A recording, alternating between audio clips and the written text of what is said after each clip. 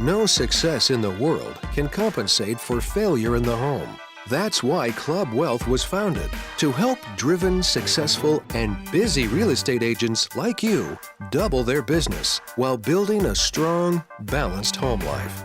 Join us each week as high-producing agents and team leaders share their stories and unpack the principles and systems they've used to double, triple, and even quadruple their business while enjoying greater quality of life. And now, here's the latest episode of Club Wealth TV. My name is Michael Helix, and I'm with Club Wealth Coaching and Consulting. I'm so excited today, as if you couldn't tell, that we are here with awesome freaking coach of the world, Cherie Benjamin. Cherie Benjamin is, as you know, pretty much in charge of the entire real estate world for the entire planet. And we're super glad to have her on. Whatever. It's true. I mean, you know it is. You are the queen bee of real estate, and we love you for it. That said, Cherie, as you know, is one of our co-hosts on the show on a regular basis. And then, of course, we also have Coach Brian Curtis from Bentonville, Arkansas, the hustling, bustling metropolis of Bentonville. He is with us today as well.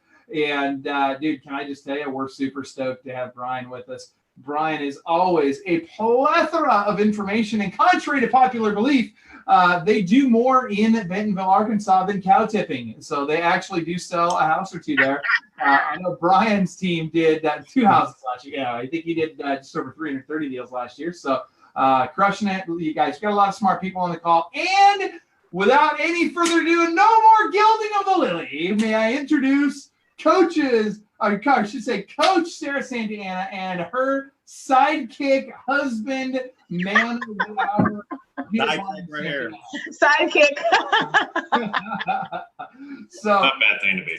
No, I'll tell you what, being Sarah's sidekick is actually a very good thing to be. So anyway, and by the way, welcome. I got Oscar Montalvo, Andre Kling. I got a whole bunch of people watching today, and want to welcome you guys. Thank you for joining us. Super excited to be with you. And we've got a great show for you today. So we're going to be talking to Giovanni and Sarah, who, by the way, not only crush it with over 200 transactions a year on their team, they also own a brokerage and do very, very well in the brokerage. I actually really don't even know the numbers on the brokerage. I just know they're really good from what I keep hearing. And so what we're going to do is we're going to pick them apart today. We are going to pick their brains. We're going to find out what helped them go from kind of, average team to really doing well and doing over 200 transactions a year while still running and growing a successful brokerage. So that being said, Sarah and Giovanni, welcome to Club Wealth TV. How are you guys? Great. Thank you for having us. We really appreciate it. Super glad you're here. So talk to us about, first of all, tell us where you're at, what market areas you serve, and then just give us a breakdown on your structure of your organization, who's in it, and all that kind of stuff. And while we're doing that, Stephen Marshall and Brian Curtis can be talking about cow tipping in the Facebook chat here. So go ahead. We're in DC, Maryland, Virginia. So we cover Northern Virginia. We don't cover Virginia Beach area, but DC, Maryland, and Virginia. We do have a brokerage. Yep, absolutely. There's 80 agents in our brokerage, although we just brought in 5 more. So we're, doing pretty good just because of the structure that we have.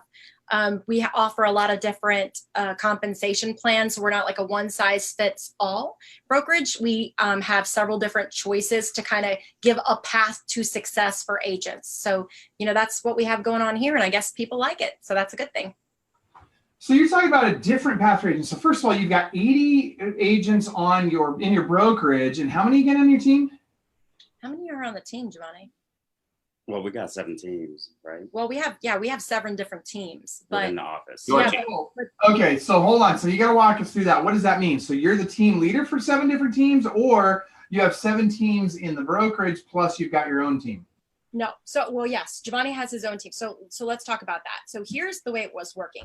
Everybody that was coming into the office needed training. They needed help. They needed guidance. They needed support. They needed coaching. They needed everything. And I was the one.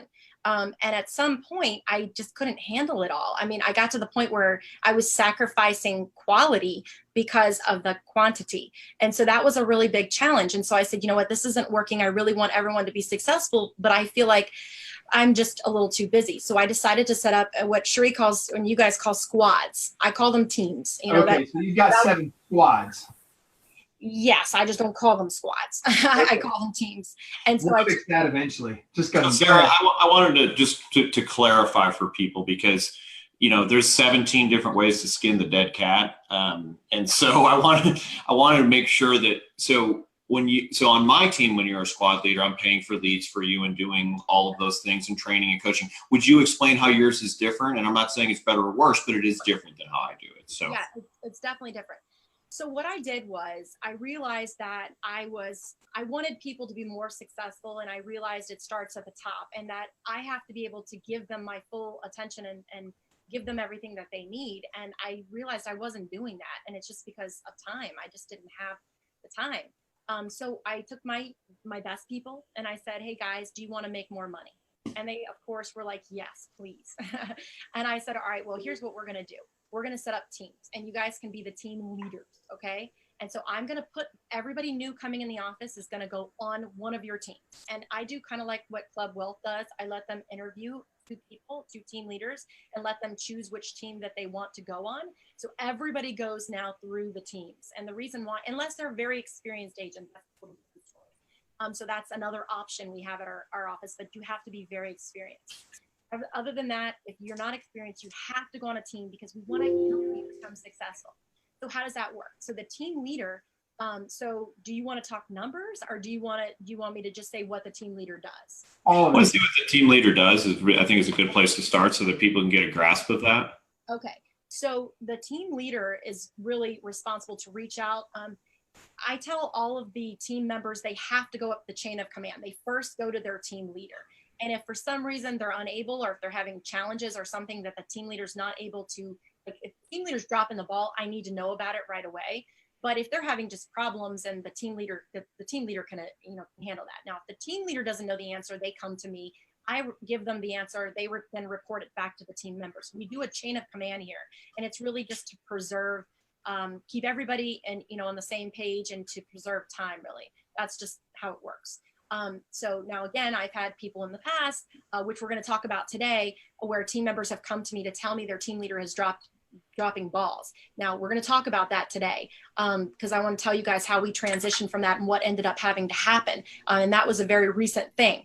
So I always want to keep the doors of communication open and let them know that I love them. I'm here for them. The culture is all of us. It's not just the team, that their team leader is their team leader, but the culture is all of us, and that we're all here to support them and we're all here to build them. And everything that I do is to help their business grow. So that's really helped our culture as a whole, just making sure that everybody stays as a family and know that we all work together. So yeah, so what does the team leader do? The team leader reaches out to them, answers all of their questions, does the training for them. Now I have another really cool thing that I do in our office that's different is the team leaders take turns training all of the team. So I love that because everybody can learn and, meet all of the team leaders, and they can learn a little bit from everybody. So every Tuesday night we have trainings. So tonight is business planning and goal setting for 2019. So that's what we're doing tonight. So every week, one of the team leaders takes a turn and we usually find their strengths, something that the team leader is really good at. And I say, you're really great at this. Can you do this on this Tuesday, or what date can you do it? Let's put you on the calendar. So it's every Tuesday at 6 p.m. We're very consistent about our timeframes, and they all take turns. So that really helps. If you were just on a standalone team by yourself, you're required to do all of this on your own. But being in our office, the team leaders share responsibilities and they help and support each other. So that's how it works. Leads all come. We do have company leads that I do provide, but the team leader provides the leads for the team members. And so that's really important to know, because it does make a difference in your splits. So, so I love that you have a different model than everybody else. I mean, I really do. I love the fact that you created this. Maybe you stole it from somebody else, but as far as I know, no one's running anything like you are. So it's nice to see, we have these conversations and it's like, we do this, so everybody else do that. So if you don't mind, just so that people can understand, would you talk about the compensation that you give the team leader? And then would you talk about the compensation a team member gets? And is that up to the team leader or is that up to you? Okay. So there is some flexibility with the team leaders, and it comes from the team leaders, but standard across the board, everybody's on a 50-50 split. And so the team members love it because they're obviously getting leads. There's so much benefits being provided to them. So they love it. Now, the other 50%, gets split between the company and the team leader. So that's a huge compensation plan for the team leader. And the reason we do that is because obviously they're paying for the leads, and obviously we've got to compensate them for all the time and energy that they're putting into developing the talent, right? So that's how we do things and why we do them that way. And it's very profitable for us. And so that's why we continue to do it. And I enjoy it because it gives me weekends and more time. You know, I really bought myself time. And I also wanted to make sure that the agents were really successful. So I knew that they needed more than just me. They needed more support. And so I could have chosen to hire a full-time person, but I figured that this was the better way to do things. And it's more profitable and it works. So if it works, I'm going to keep on doing it. I'll say, go back through that one more time. So team leader gets how much? 25%. 25% of what? The commission. Of the team members. Thank you. Yes. Okay, so they get 25% of every dollar that team member brings in gross commission income. Is that correct? That's correct. And for that, what are they required or expected to do and pay for? Okay, they have to provide leads. They have to be doing their daily huddles. They have to participate in the company huddles. They have to do training like once every 7 weeks, right? I mean, it's just, they could do more, but they have to do training whenever their time spot is up. And that's all they have to do. They have to develop the talent and make sure that the team members are being taken care of. And that training is for weeknights, so because again, a lot of people coming in that are new are, have full-time jobs. Yeah. So we can accommodate that. Yeah. So we want to help the part-timers turn themselves into full-time. So that's another unique thing that we're doing that other people aren't. They're doing all their trainings in the day, which is unfortunate because a lot of people want to become successful in real estate, but they have that full-time job, but they haven't made the leap of faith yet. So we're trying to help them get there a little faster. So what percentage of your people do you suppose are part-time versus full-time? Right now, you know what? That is a great question. I wish I would have prepared for Michael Hellickson. I would say that about 40%. I'm like Connie Chung. I hit probing questions that I keep between us. Or about 40%. Yeah. I mean, about 40%. And I'm okay with that. Like a lot of times people tell me I'm not taking part-time people. I love them. They deserve the opportunity to be successful. They want to become successful. Why not? Why can't we help them? But the way to help them is to give them the night and evening trainings and the support that they need. So I tell them this is a benefit to be on the team because you're going to go to your team leader. And if you're at work and can't show a property, your team leader is going to have that solution. You guys are going to find a solution within your team and make that happen. So it's really great opportunity for everyone. Okay. Right, so let me make sure I just want to make sure I have it clear. Of the 80 people that are at the brokerage, all of them are either squad team leaders or on a team. Is that correct? Or is there some people who are just solely brokerage agents? No, I do remember there's experienced people that come in that are very experienced. So there's a separate option and we call them solo agents. So they're not on a team and they're not a team leader. I tell them that I would love to get them to the position where they could be a team leader, but we have to get the experience under, I require at least 25 sales in a 2-year time period, at least 1 sale a month in 2-year time period. And then I feel like you're qualified to at least, be a really good team leader at some point, that I can help you get there. Again, with my support, my training. And so every Tuesday at 10 a.m., we also do team leader training where we teach the team leaders how to be team leaders and what they need to be doing. And then we also talk about, people who are struggling and what we need to do to help them. And we all come together with solutions. So it's pretty awesome. So are the team leaders, are they responsible for recruiting to their team or do you do all the recruiting to their team? Nope, I do all the recruiting. Okay, so what if they want to recruit? What if they want to add people to their team? Oh, they do. They all do. Everybody in our office recruits because they love what we have. And so they're always telling people and it's pretty awesome. Okay. And we're giving incentives away too. So, if they do bring people into class as a new agent, then, they get one ticket for our drawing for our Mercedes, which we're doing this year. Mm-hmm. So we're doing the drawing as well. Yep. Now that we got for long. Yeah. Yep. No, that's good. Okay. So if I'm a solo agent, I come into your brokerage, I'm a solo agent and I want to build my own team within your brokerage. Am I allowed to do that? Of course. Of course. So, okay, so then what's the advantage of doing the program with you on the 25 versus the, I'm just going to come in and build my own team? Well, because you have tons of support and you're being taught how to run it. So you're invited to the 10 o'clock meetings on Tuesday on how to run a team successfully, because you and I both know anybody who's tried to run a team, there are specific ways to build a successful team and develop talent. And you need a lot of support for that. So anybody and everybody's welcome to do it on their own.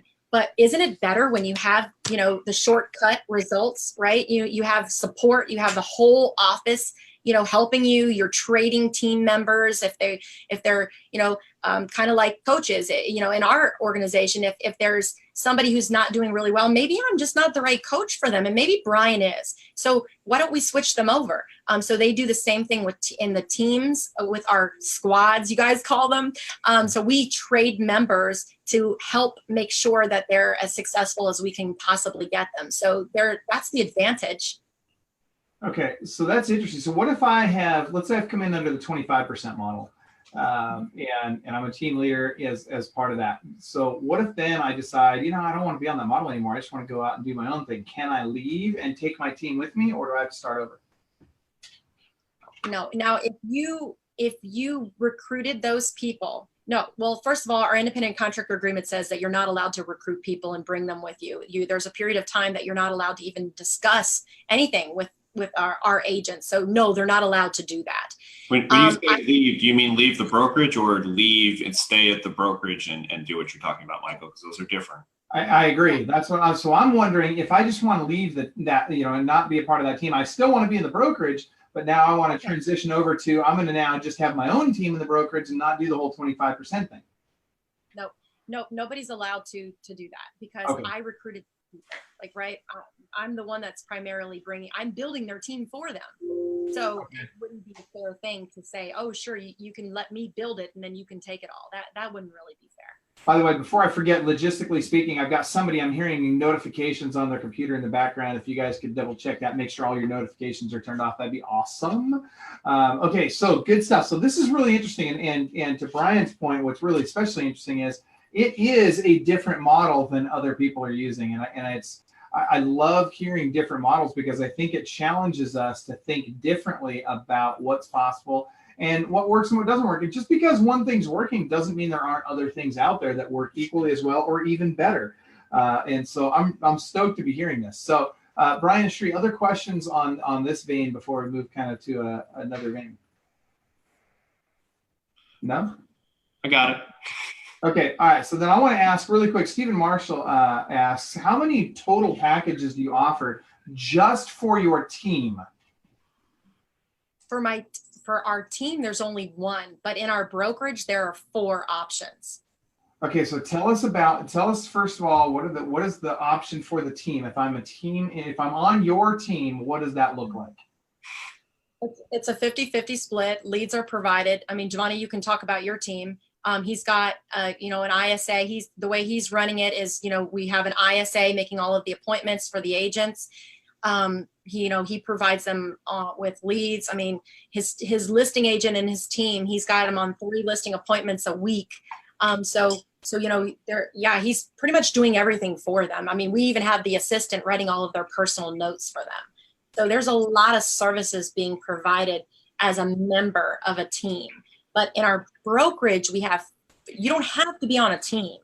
As long as you have experience, you could be a solo agent. We're okay with that. I'm totally okay with that. I just don't believe that there's one size fits all. And a lot of times people will come in as a solo agent and then realize, wow, I like all the benefits that the team members are receiving. Maybe it's best for me to go on a team. So I've had really, really good agents, believe it or not, that have switched over to being a solo agent and go back to a team because they like all of the benefits. That doesn't surprise me. I've seen that a lot in my own business where, we have somebody that, like a buyer's agent or even a listing agent that's on our team, and they're thinking, gosh, I think I'd just be better off on my own. I mean, geez, it sure seems easy. Michael, doesn't really do anything and collects all this money on everything we all do, right? Like they have no idea what happens on the back end. And so they're thinking, well, I could just go do that on my own. What do I need Michael for? And then they leave and they either go to another team or they just try and do it on their own. And almost without fail, it's like, hey, wait a minute, I need to come back because I'm not doing the volume that I was. In fact, I don't think there's ever been a time that I've seen someone leave our team and increase their number of transactions per year. I don't think I've ever seen that happen. Me neither. Yeah, see, and Sheree, have you ever had that happen? I mean, and I think it just goes without saying that teams make it a lot easier to be successful. Okay, so Brian Sheree, go ahead. So let's just talk about the event, and let's talk about, and I know we're going to cross terms here, so I'm going to say Giovanni's team. Let's talk about things that you're doing and things that are working inside of your team, because that's your team is a traditional what we think of as teams. So what kind of things are working? What kind of challenges are you having? What opportunities are there? Maybe share some of the stuff that you do that might be unique inside your own personal team. I try to make it as simple as possible for my team members. Like I said, like Sarah said, I mean, I set them up on appointments, listing appointments, buyer appointments, whatever it is. My goal for them is to basically just get on appointments, get them under contract, and move on to the next person. Of course, with the follow-ups with our clients, so that way, we want to make sure that that they're getting the referrals as they're working the transaction. So again, follow-up is the key, and updating your clients throughout the transaction. But really, it's all about and the transaction management, Giovanni. I mean, that's a really big piece of it. I mean, when you have a transaction coordinator handling all of it for you, and you've got an ISA making your appointments, I mean, like, life doesn't get any easier than that. Yeah, we go as far as even handwritten notes. So each and every time they talk to someone, if we have their physical address, what I want them to do is basically send an email to my admin, Michaela, right, who helps me out. Yeah, who does handwritten notes. By the way. Yeah, who does handwritten notes on the agent's behalf, put their business cards in there, and also a Starbucks card, right? To make them look professional. Once we go under contract, once we start working with them, once we close, we're touching base. She's got pretty handwriting, so that makes a big deal. That's my idea of a team, is that as the team leader, being on your team should be easier. So I like for people, on my team to just have to focus on, here's the leads, call them, close them, let's keep going. Get them under contract, hand the sucker over, and you go out and get more business. And I found that the more and more that I added to the value of what we provide, because it's all about what you can provide outside of just leads. Nowadays it's writing checks. Yeah, it's writing checks to get leads. But what else is there? Culture, that's one thing. Like you said, the handwritten notes, the things that people just completely forget about, that's another thing. Those are time-consuming things that instead of me doing it, can I be out getting more business is what I think as being a team member. So I like that you guys are doing that. I think it's important for those that are team leaders to consider doing more than just that. I mean, more than just handing out leads. Your team members will leave you pretty fast because it's more than just leads. So let me ask you a quick question, Giovanni, because it's something that my team is starting to do. So maybe I'm just going to try and steal an idea from you here, and maybe everyone else can do it too. So I love the idea of sending handwritten notes or cards or whatever it is, just something that's a personal touch that's not an email, a text, a video text, a phone call, any of those things. We started doing this about a month and a half ago. Obviously people for years and years and years have done that with sellers. The problem is they haven't been doing it with buyers. So we've been working on that, and I'll tell you what we're doing. I'd like to hear what you guys are doing as well. So we're coming up with things like, hey, Mr. Buyer, I know that you're not our client yet. We haven't met yet. And I know you're 7, 8, 10 months out, but we do a lot of client events. And if you're okay with it, if you give us your home address, we will mail you events to our client events. And then I tell them about the client events. We had a water park, we had a pie giveaway, we had a movie, all that kind of stuff. Are you guys doing that, or what else are you doing to potentially get their home address? Because here's the thing, there's like 1% of the agents in the country who are trying to mail buyers. So I'd like to hear what you're doing. Also got, we've got newsletters that a lot of the, the teams will put out. So again, that's the easy way too. We have a monthly newsletter that goes out that's got coupons in it, and it's got all kinds of good information, but also the client appreciation events. We invite all the leads in our database. I know it sounds crazy, but we invite all the leads in our database. And I got to tell you, there have been so many people that have showed up at our event and that have come from the database. And then we've turned them into clients because now we get that face to face. And it's crazy because a lot of them have not even ever responded to anything. Like they literally, like, you know, they ghost crickets. We don't hear anything. And next thing you know, we're inviting them to an event and they show up. So we love that. And everybody should be doing that, inviting all of their leads to the client. And then you can easily get their address from that. So another thing too that we do to get the addresses is we do raffles. So we'll say we're doing a raffle for if you can share social media posts. We love social media post sharing. And then we've got to get your address to mail you the information and mail you your gift card if you win. So we can easily get people's addresses there. But a lot of times, Brian, you wouldn't believe this. You can just go on tax records and we find them right away. So that's just another easy way. I mean, we just become real stalkers. Yeah, and I don't know how Virginia works, but in Arkansas, I can't get the tenants' information. In other words, if they're a homeowner, then I can get their contact information, but I can't get it if they're a tenant. And you know, to me, that's where the goal. Although homeowners are good too, but the goal is the people who no one is contacting because no one has their home address. So I love the idea of coupons. I love the idea. You've got to give people, if you want somebody's home address, you want their phone number, you've got to give them something in exchange. And I love that you guys have come up with. And I know you're doing a newsletter, but honestly, if you tell me, hey, Brian, I'm going to send you a newsletter, give me your home address, I'm like, I don't want your flipping newsletter. But if you tell me there's coupons and events and exciting stuff in there, then I'm like, woohoo. So. And I would love to share this with everybody. A free resource that you can get even tenants is Fast People Search, right? Yeah, FastPeopleSearch.com. You'll find yourself on there, guys. It's crazy.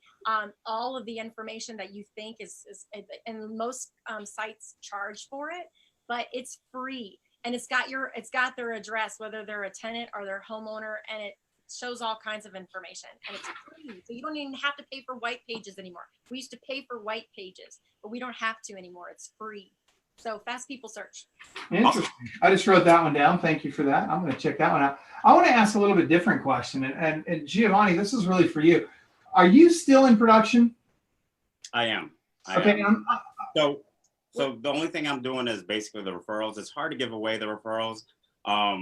Because again, I've done it before where an agent would mess up, and next thing you know, I'm just afraid that my referral business will go away if I end up passing it along. But some of them we can give away. Like for example, we got one.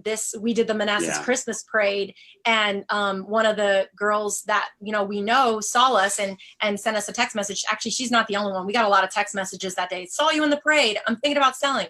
But one of them, she's really good. She's like really close to us, but she even said, I know you guys don't do sales, pass me to somebody good in the office. So we can get away with it sometimes, but for those that are really like, no, we want you to do it, then Giovanni has to do those, unfortunately. But the rest of them, we give them away because we don't, and I haven't done sales in years.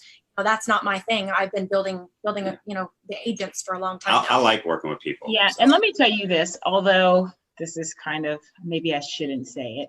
Giovanni is such a rock star agent. I'm not kidding. So I sent my parents his way, and my dad ended up not even doing anything with the house, but just the amount of attention that he paid to them, not even knowing whether they were going to sell, whether they weren't. I mean, you completely impressed me. So, yeah, I mean, hands down, you guys are my go-to people for the DMV area, just because of how much you took care of my family. So, Oh, go ahead. No, go ahead. Go ahead. I know why you asking if he's in production or not, so I'll let you go ahead on it. But since I've got family members, I selfishly want Giovanni to take care of them. No, I get that, but the reason I ask is because so often, especially with team leaders, as they start building a team, I had a call with the team leader this morning, and as they start building their team, they're so anxious to get out of production that, and I'll put this in terms Brian's used in the past, they forget to sell real estate, right? And you guys, I hope everybody watching this, especially those aspiring team leaders that are watching this right now, I want you guys to remember, you've got to remember to sell real estate. And I would suggest that until you've got at least 15 people on your team and your team 20 production, And well, 20 is a very safe number, but at a bare minimum, I think you've got to have 15 people on your team, and that means 15 really good producing agents on your team that now their production is enough to support you and your lifestyle as well as everything else that needs to happen to fund the team. And then it's time to start thinking about getting out of production, and then you can really grow fast, right? Now you can really spend a lot more time on growth. But if you do it too early, the problem that happens is now you think, oh, I'm going to get out of production, and because I'm building a team and I'm doing this new thing now, and so I'm going to completely get out of production, just focus on building a team. Well, what happens is you go broke in the short term, because when you build a team, what you got to remember is even though your transaction numbers and your production numbers are going up, your net income in the first year of building a team goes down, and that's something you have to remember. Because if you fail to remember that, you're going to get to the end of that year and you're going to be like, what the heck? I just lost $100,000 in income. I don't understand. Well, and those people who rush to get out of production that I coach, I always tell them, listen, this is a marathon. So you getting out of production is going to take time. It's not, and that's the reason why I said 20 is because you got a 5-person buffer there. Yep. Okay. So if 15 is the number that you must have, you need to have 20, maybe even 25, because an agent can wake up and the wind changed and they just decided, oh, great. You know what? I can do this on my own. And they might be your top producer of those 20 and they leave. Now it really looks like you only have 15. Okay. So that's the reason why. But I hear so many people that talk to me and they say, I don't have time to recruit and be in production. So my recruiting has started to take over because I've been pushed so much to recruit that now I haven't gone out and sold any houses. And I'm like, well, why didn't you go sell any houses? I don't understand why you're not selling any houses, So to me, when I hear people talk and they whine about it, I'm going, you're preaching to the choir. I don't want to hear it because Brian knows this. I had to roll my sleeves up. It was very tiring. We figured out my schedule as to when I can do it and stay consistent. So first thing is if you're flying by the seat of your pants and you don't live off of a schedule, well, you're messing up right there. You have to have a schedule. You have to have it on your calendar. When are you doing this? A lot of people don't want to do group interviews. Be smart about it. Your time is your money. Be smart about it. I pushed back on these things. So I'm talking about things that I pushed back on. And Brian knows I pushed back on him because I pushed him.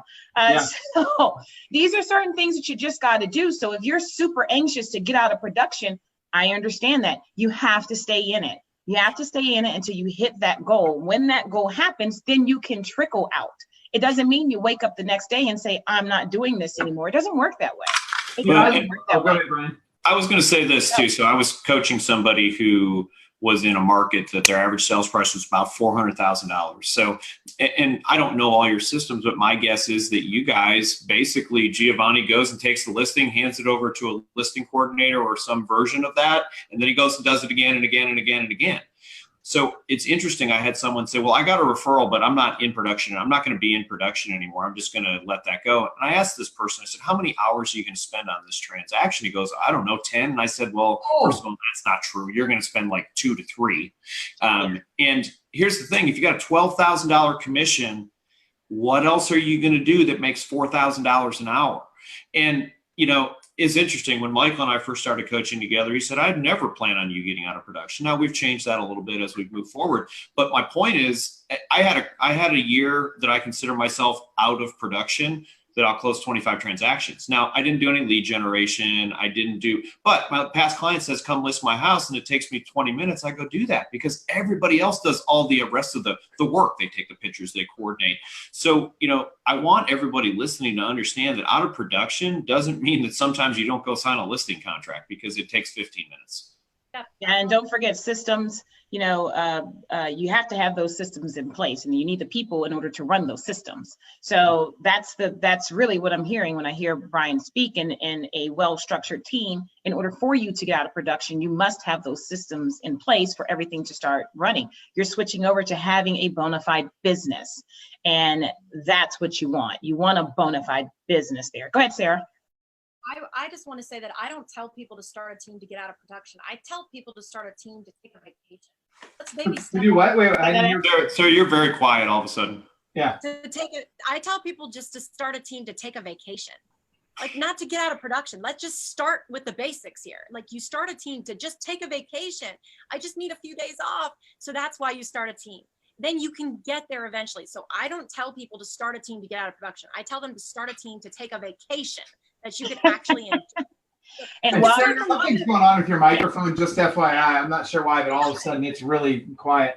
But while you're on that vacation, you should pay attention to the things that you have to do while you're on that vacation. And when you come back, let's figure out a system so that you don't have to do those things the next vacation. Because I promise you, the next vacation is going to be a whole nother list of things that you realize why I shouldn't be doing this. I should have a system so that when I take a vacation, my phone is not ringing. Exactly. Well, and here's, I got to keep coming back to this, and I hope everybody pays close attention to this, because it's not just the team leader that gets the vacation when you're on a team, right? So many people think that being on a team or a part of a team is really for the benefit of the team leader. Dude, it's for everybody's benefit. Everybody gets to have a better life when the team is functioning the way it should be functioning. The really nice thing, if I'm a team member, if I'm a buyer's agent on a team, well, guess what? I don't have to be on the hook for all that money. I don't have to take all the risk. I don't have to have the months where I lose $40,000. I don't have to be the one that makes sure that I'm constantly hiring, training, recruiting, not just the agents, but administrative team members as well. Because guess what? There's turnover there too. And now I got a whole nother group of people I got to manage, I got to lead, I got to support, I got to make sure that we've got the right bandwidth in there to handle the transaction count over here. I mean, Sheree, you really nailed it. It's the transition from being self-employed and really truly being a business owner. And that is a major transition, and it doesn't work for everybody. Not everybody's cut out to be a business owner. And I'm not saying that makes someone less than or anything like that. All I'm saying is it's a different skill set. The key, though, is in order to get there in real estate, it's almost always necessary to first be good at actually selling real estate, so you can fund your dream of growing a team and being an actual business owner. And it's tricky. It's hard.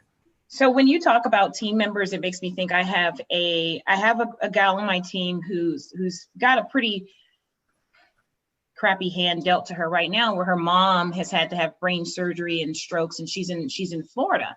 But she's been in Florida for the last 4 weeks, actually, and it's probably still going to continue on. But over the last 4 weeks, she's made $21,000 while she's been in Florida. And she's come back once or twice, but hey, I need help with showing my client this. We go do it. And nothing's asked. It's not a go do it and can you give me something, or can you split this because I'm doing it for you? No, we're there to support her the same way that she would do that for us. But when you think about that, so you have life that just hits you upside the head really quick. And what do? You fall back on your team so that you can still make $21,000 that month, meaning that's what hit her account after splits and everything else. And you can take care of your mother without feeling as if I've got to choose between my house and my family. Yeah, you're right about that. And I love the way you put that, because the team is really, everybody's helping each other, and it's not tit for tat, right? It's not, well, you did this for me, so I owe you this. It's not like that. It's like, look, we're a team. We help each other out. We're all in this together. And that's a culture thing. And I can't remember who mentioned this earlier, but people will be attracted based on what they think the opportunity is, but people will stay or leave your team, stay on or leave your team based on culture alone. And people cannot underestimate the value of that culture. They will also refer people into the team when the culture is right. Money is less important than culture when the culture is right. And frankly, when it's wrong too, because I can throw money at somebody if I got bad culture and it doesn't matter. They ain't staying, they're gone. And likewise, I can not be paying quite as much, but the culture is amazing. And people will stay, because why would I want to go spend, because where do I spend most of my waking hours? At work, right? Why would I want to go spend time over here where maybe I can make a little bit more money, but I hate what I'm freaking doing. I hate who I'm doing it with. It's not what I want to do with my life, versus I could be over here. I enjoy who I work with. I make a good, solid living. And I have the opportunities that I want to have. Dude, that's an easy choice for most people. Real quick, before I forget, I need to put a shout out there. And Sarah, I'm going to ask you a question about your 4 different models in the office there. But before we do that, I want to put a shout out to our sponsor, Wise Hire. Many of us on the call here, we're going to see Sarah and Giovanni nodding their heads. So I guess all of us on the call here use Wise Hire for hiring both administrative team members as well as agents.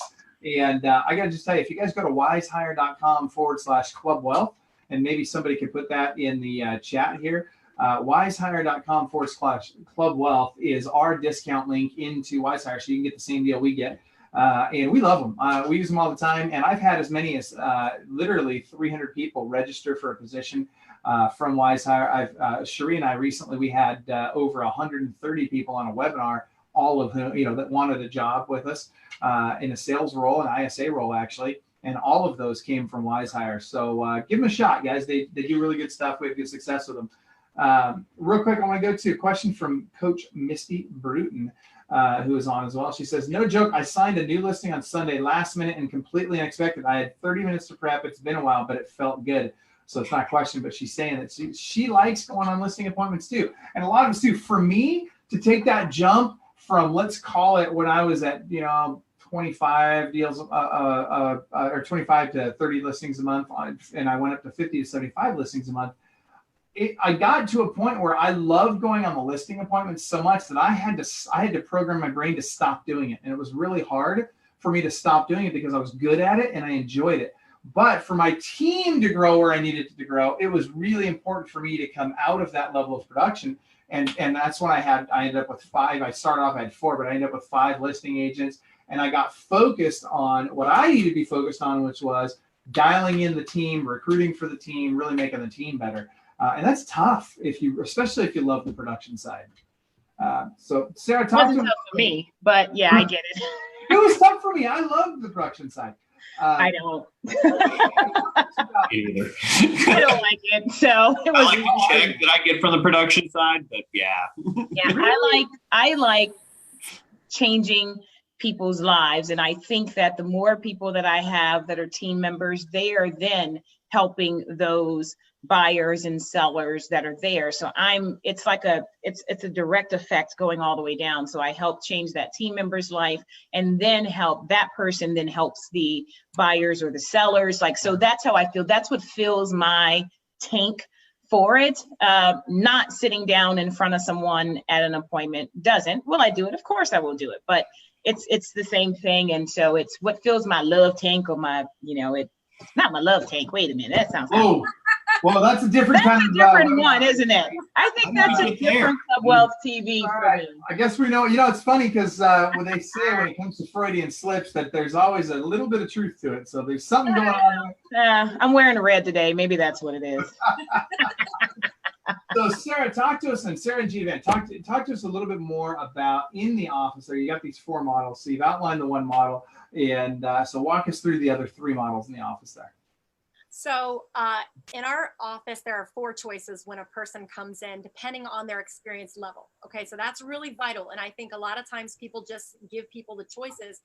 And, just like kids, they don't know what they don't know. And so from our perspective, it's important for us to lead them to the path to success.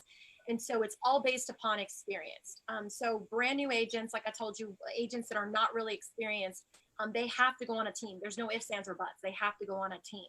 And then the next choice, if they're an experienced agent that's got a great production, then we can put them as a solo agent. That's the next step up. From there, if they've had at least 50 transactions in the last few years, then they qualify for our 100% program. So they're just on their own. They could do their own thing. I don't, if they've had 50 transactions in the last couple of years, I know that they're pretty self-sufficient. They're probably still going to need me sometimes, but that's okay. It's just not going to be a daily kind of thing. So I'm okay with that.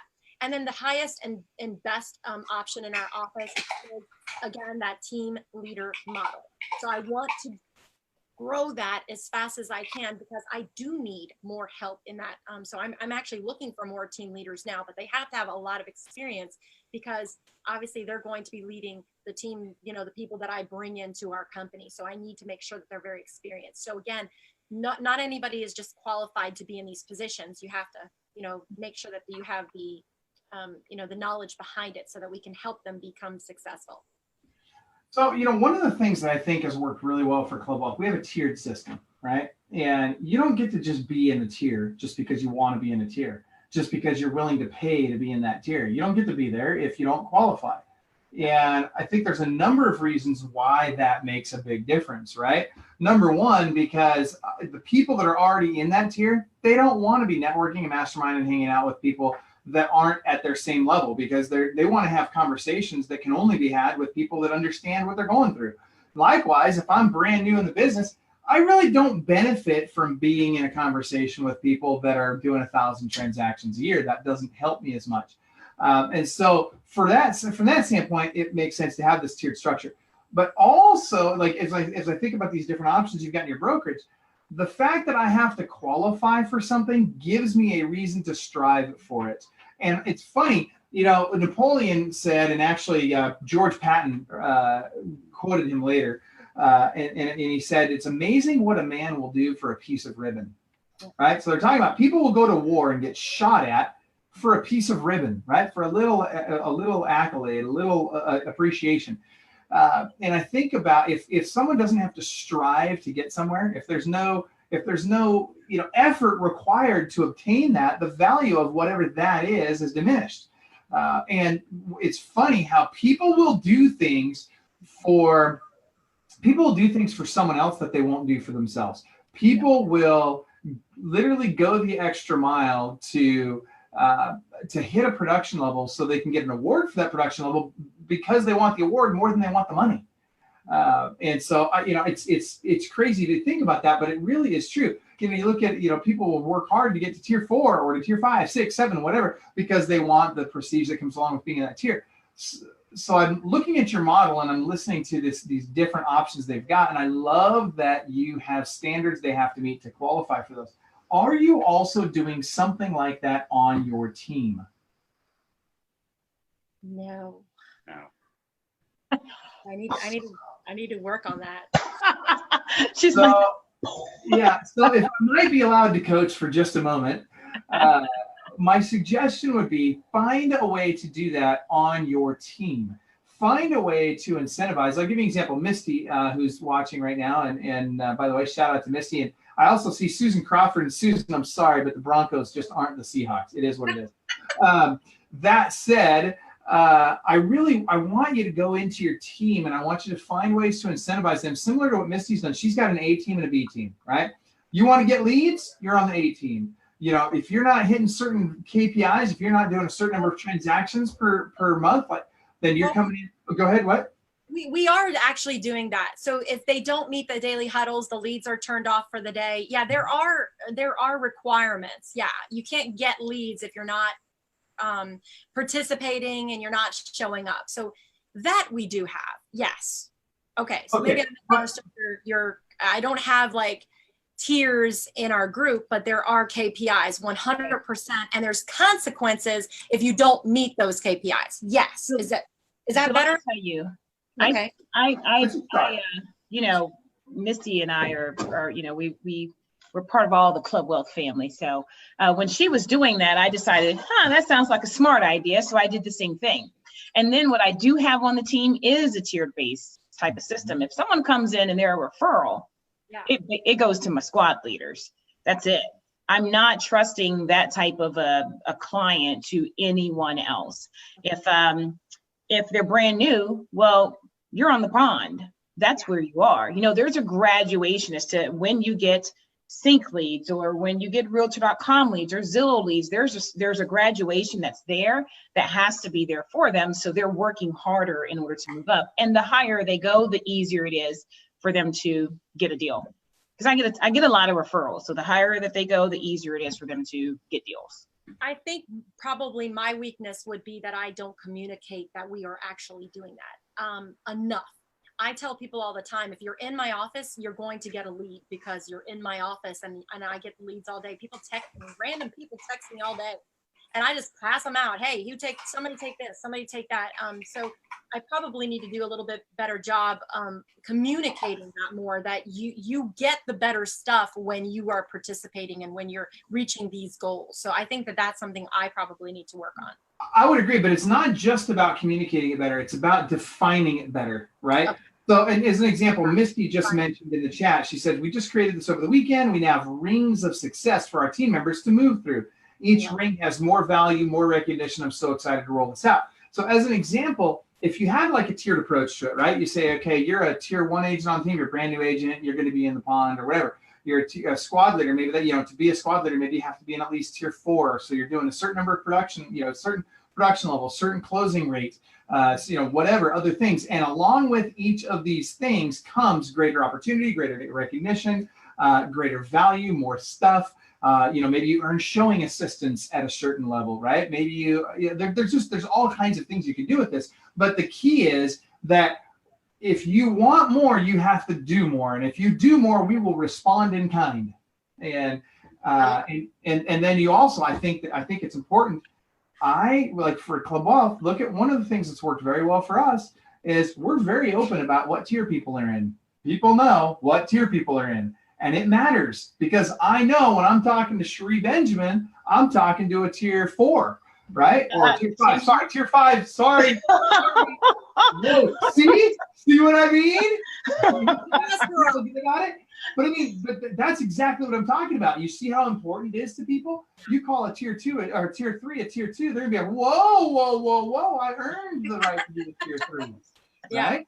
And they did earn it, and it matters, and it really gets people excited. And it's funny because at our brokerages, at our companies, if you're in tier 2 or higher, you're probably one of the top couple agents in your brokerage, right? But when you're in Club Wealth, dude, when you're in tier 3, you're one of a bunch, right? So it gives you that next gear to shift into. You got to find ways to do that on your team. You have to. I really believe that to the extent that we can find ways to do this on our teams will not only be more successful, but the velocity of growth on every one of our teams will be improved. So that said, we've got 1 minute left. So let's go ahead, and I want from each one of you, give us your parting thoughts, and we'll start with Brian Curtis, then we'll go to Cherie, then Sarah and Giovanni, and then I'll wrap it up. So I have 2 parting thoughts. First of all, I love the fact that you guys found a different way to do something that's working for you and is successful. And it just proves that there are other ways to do things. And then my other 2 parting thoughts are, I'm not sure why anyone would brag about a football team that's 7-5. And I think that the logo for Club Wealth should be over Michael's face instead of mine. Yeah, so that's I know. I messaged Aubrey about that, so don't worry, Brian. All you got to do, Brian, it's really easy. Your camera, all you got to do is adjust your camera. It goes up and down. I know. I'm okay with that. Just put it on your face and you can do it. All right. That's funny. So mine is that the way that things have evolved over the course of what I've been in Club Wealth, I think for 3 years, and Sarah, I think you've been there right around the same, all of us have. But what's happened now that brokers are offering that are a lot more team friendly, such as what Sarah and Giovanni are offering, it really makes me think too, why would you, if you're not selling really 48 homes a year, then why are you not on the team? That's what just listening to you, that's what I'm thinking. So some markets it might be 36, but I hear a lot of people who say, I sell 2 homes a month and it's so great for me. And I'm going, yeah, you're not making nowhere near the same amount of money you would be if you were on a team because of all the leverage that's there. And you too are clearly providing a ton of value and a ton of leverage for everybody in your brokerage when I look at your 4 choices that you have. So, I mean, great job to the 2 of you, and those that are listening, it's either you're on one or you're going to create one. Like it's one of the 2 that's there. And you want to make sure that you're pairing up with brokers such as Sarah and Giovanni, Brian, hey, kudos to you there, buddy, who are very team friendly and know and understand what you go through. I love it. I agree. All right. So Sarah and Giovanni, quickly, our last thing, and then we've got to run. Just culture. I think building that culture, which is, major part of this call, was making sure that you're providing value, making sure that your team is very family friendly and that you're supporting each other, taking care of each other, and realize that it's more than a business. We're in the people world and we have to take care of each other, and everything else just falls into place. I love it. I agree 100%. Thank you guys so much for being on today. My parting thought for today is it isn't whether they're 7-5. It's how many games they win from here on out. We'll see you in the Super Bowl. Have an awesome day, everybody. And remember, inside each one of you, just like the Seahawks, there's a world-class beast just dying to get out. You got to choose to unleash that beast. Clearly, the 49ers did not choose to unleash their beast this last weekend, but the Seahawks did. Have a great day, everybody. Bye.